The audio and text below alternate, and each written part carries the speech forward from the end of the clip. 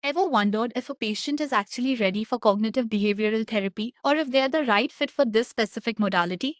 Selecting the right candidate is crucial for treatment success and preventing early dropout. First, we have to look at patient stability.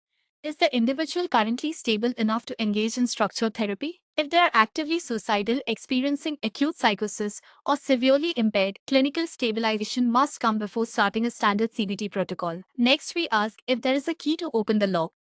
We look for specific indications where CBT is proven to work. Core indications include depression and anxiety disorders.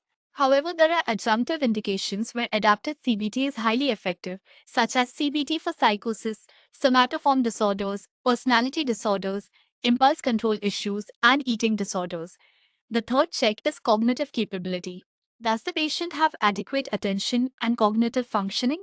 CBT requires the ability to focus, follow a logical structure, and grasp concepts about how thoughts influence feelings. Fourth, we assess if the patient is psychologically minded.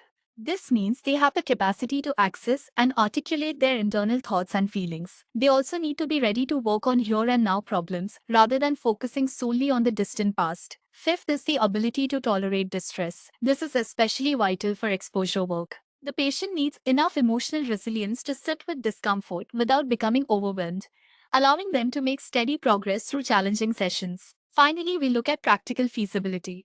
This includes the logistical side of treatment. Is a skilled therapist available? Can the patient attend sessions regularly? Most importantly, are they ready to complete between session tasks or homework? Without this practical commitment, the therapy loses its momentum. By checking these 6 markers, you ensure that the intervention is both safe and effective for the individual. If you found this clinical breakdown helpful, make sure to like the video and subscribe for more evidence-based mental health resources.